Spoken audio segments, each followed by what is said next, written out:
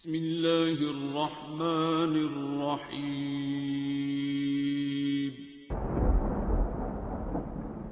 السلام علیکم معزز ناظرین، آپ دیکھ رہے ہیں اوپیڈیا یوٹیوب چینل۔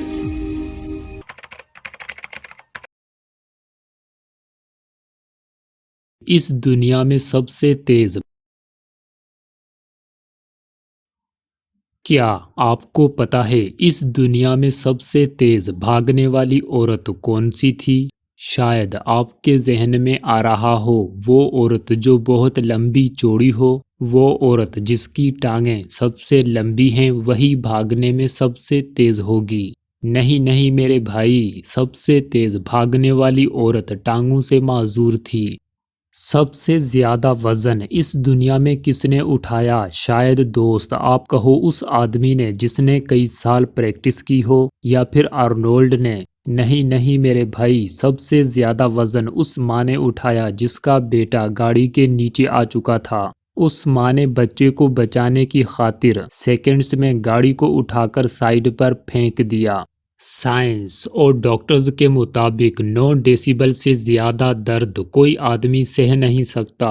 9 ڈیسیبل سے زیادہ درد پر آدمی مر جائے گا، مگر جب ماں بچے کو جنم دیتی ہے تو 12 ڈیسیبل درد کو سہ جاتی ہے۔ اس سوال کا جواب کسی کے پاس نہیں۔ کیسے دوست ہے نا کمال باتیں، کیسے دوست ہے نا حیرت کی باتیں۔ آج آپ اس ویڈیو میں ایسی ہی بہت سی کمال باتیں جاننے والے ہو۔ میتھ، فزکس اور سائنس کی کتاب میں اس چیز کا کوئی فارمولا نہیں۔ جب آدمی ٹھان لیتا ہے تو پھر کمال ہو جاتا ہے۔ ٹھاننے کا فارمولا کسی کتاب میں موجود نہیں۔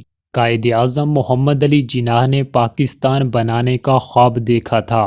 وہ بیمار تھا، اکیلا تھا، اس کی فیملی لائف بکھر چکی تھی، مگر قائد نے ٹھان لیا تھا کہ ہر صورت میں پاکستان چاہیے۔ مسلمانوں کے قائد ٹی بی کی خطرناک مرض میں مبتلا تھے۔ قائد نے کسی کو خبر نہ ہونے دی۔ انگریز نے اعلان کیا کہ 3 جون 1948 کو انگریز ہندوستان آزاد چھوڑ کر واپس چلے جائیں گے۔ اگر کسی کو معلوم ہو جاتا کہ قائد بیمار ہیں اور جلد دنیائے فانی سے رخصت ہو جائیں گے تو پاکستان کبھی نہ بنتا۔ دوسری جانب قائد کی بیماری ظاہر ہونے کے بالکل قریب تھی۔ تیسری جانب قائد نے اپنے رب سے پاکستان بھی مانگا تھا۔ چوتھی جانب انگریز 1948 کو واپس جانے کا اعلان کر چکے تھے۔ قائد اعظم کے ایمان اور یقین کی بدولت، ٹھاننے کی وجہ سے کہ پاکستان چاہیے ہی چاہیے، کائنات حرکت میں آئی، حالات بدلے۔ پاکستان 1 سال پہلے 1948 کے بجائے 1947 کو وجود میں آ گیا۔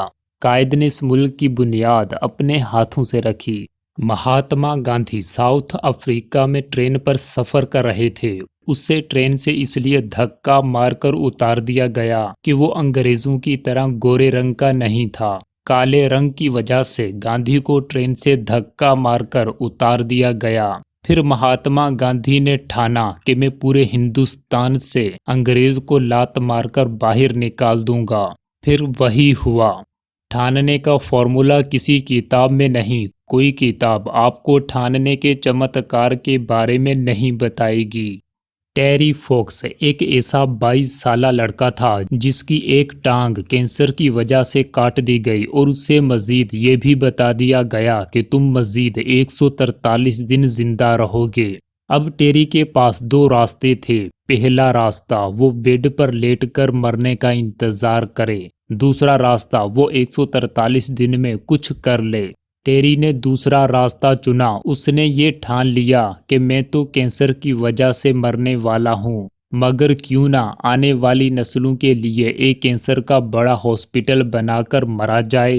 ٹیری نے کینیڈا کے ایک کنارے سے دوسرے کنارے تک پیدل سفر کرنا شروع کر دیا۔ لوہے کی ٹانگ کا بوجھ اٹھائے وہ بڑی مشکل سے سفر کرتا۔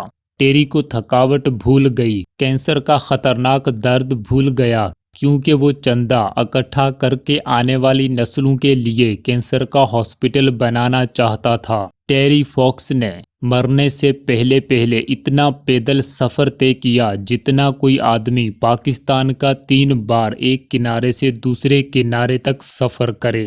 ٹیری نے معمولی سے عرصے میں 10,000 کروڑ روپے اکٹھے کیے۔ یہ ہوتی ہے طاقت ٹھاننے کی میرے دوست۔ اگر کسی آدمی کو 106 ڈگری بخار ہو اور وہ بالکل بھی چل نہ سکتا ہو، پوری کوشش کرنے کے باوجود بھی وہ آپ کی بات ماننے کو تیار نہ ہو، آپ کے سارے منتر فیل ہو چکے ہوں، لیکن جب اسی آدمی کو آواز سنائی دے کہ اس کے پیچھے خطرناک کتے بھاگے آ رہے ہیں، اب تو پکا اس آدمی کا بخار منٹوں میں اتر جائے گا۔ اور اس کے بھاگنے کی سپیڈ چیک کرنا، اب تو وہ آدمی جو چل نہیں سکتا تھا رک نہیں رہا۔ کئی فوجوں نے کوشش کی کہ وہ سمندر پار جا کر ایک علاقے کو فتح کریں۔ فوجیں کشتیوں میں وہاں جاتی، حملہ کرتی اور شکست کے بعد واپس پلٹ آتی۔ شکست در شکست فوجوں کو بڑا نقصان ہوا۔ پھر جب ایک ہوشیار جرنیل کو فوجیں دے کر وہاں بھیجا گیا تو اس نے وہاں پہنچتے ہی سب سے پہلے کشتیاں جلوائیں، واپس بھاگنے کے راستے بند کر دیے اور ٹھانا کہ جیتنا ہی ہے ہر صورت میں۔ کوئی اسکول، کالج یا یونیورسٹی اس ٹھاننے کے فارمولا کے بارے میں نہیں بتاتا۔ انسانی جسم میں اللہ تعالیٰ نے بہت ساری طاقتیں رکھی ہیں، مگر آپ انہیں اس وقت تک استعمال نہیں کر سکتے جب تک آپ ٹھان نہیں لیتے۔ ایک مرتبہ ایک آدمی کار میں بیٹھا گھر لوٹ رہا تھا تو اچانک راستے میں بارش ہونا شروع ہو گئی۔ بارش بہت شدید تھی، اس سے بارش کی وجہ سے کچھ دکھائی نہیں دے رہا تھا۔ جب ایک جگہ وہ ٹریفک سگنل پر رکا تو اس نے سائیڈ پر دیکھا تو اس سے کیا نظر آیا؟ اس نے دیکھا کہ ایک بائک پر 2 بچے، ایک آدمی اور ایک عورت بیٹھی ہوئی ہے۔ سب بہت پریشان تھے بارش کی وجہ سے۔ کار میں بیٹھا آدمی سوچتا ہے کہ مجھے ہی گاڑی ڈرائیو کرنے میں اتنی دقت ہو رہی ہے تو پھر بائک پر سفر کرتے ان لوگوں کا کیا حال ہوا ہوگا۔ وہ آدمی جیسے تیسے کر کے گھر پہنچا اور ساری رات سوچتا رہا۔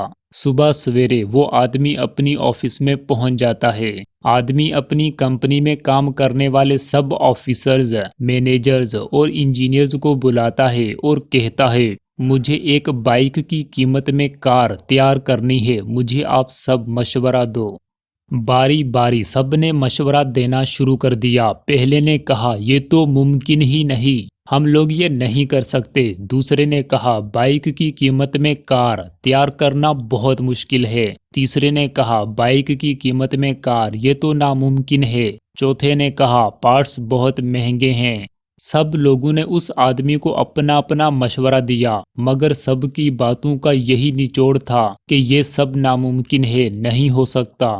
اس آدمی نے جیسے ہی یہ باتیں سنی تو اس سے بہت غصہ آیا۔ اس نے سب آفیسرز، مینیجرز اور انجینئرز کی طرف دیکھ کر کہا، مجھے افسوس ہے کہ تم لوگوں نے اپنا سارا علم، تجربہ اور ساری عقل اس بات پر لگا دی کہ بائک کی قیمت میں کار نہیں بن سکتی۔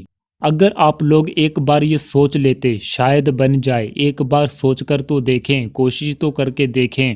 پھر تھوڑے عرصے بعد منی کار کے نام سے کاریں مارکیٹ میں آنا شروع ہو گئیں جن کی قیمت بائک کے برابر تھی۔ اس عظیم باس کا نام رتن ٹاٹا ہے۔ ٹونی روبن کا یہ فلسفہ ہے، your decisions decide your destiny, مطلب آپ کے لیے گئے فیصلے آپ کی منزل کا تعین کرتے ہیں۔ دوست، ویسے تو ہم لوگ بہت سارے الفاظ بولتے ہیں، مگر فیصلہ وہ الفاظ ہوتے ہیں جہاں سے پھر آدمی پیچھے نہیں ہٹتا۔ آدمی کو وہ نہیں ملتا جو چاہیے، بلکہ وہ ملتا ہے جو چاہیے ہی چاہیے۔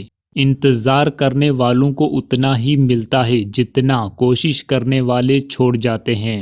تھامس ایڈیسن نے یہ ٹھان لیا تھا کہ مجھے بلب ہر صورت میں بنانا ہے، دنیا سے اندھیرا ختم کرنا ہے۔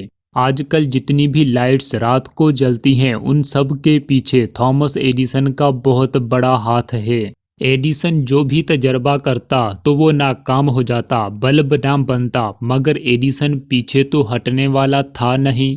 جو کرنا ہے وہ تو کرنا ہے، ایک کے بعد دوسرا، دوسرے کے بعد تیسرا اور تیسرے کے بعد چوتھا تجربہ۔ اس طرح یہ سلسلہ جاری رہا۔ ایڈیسن ہر بار خود کو کہتا، اے ایڈیسن، تم ایک سٹیپ کامیابی کے اور نزدیک آ چکے ہو، لگے رہو، شاباش۔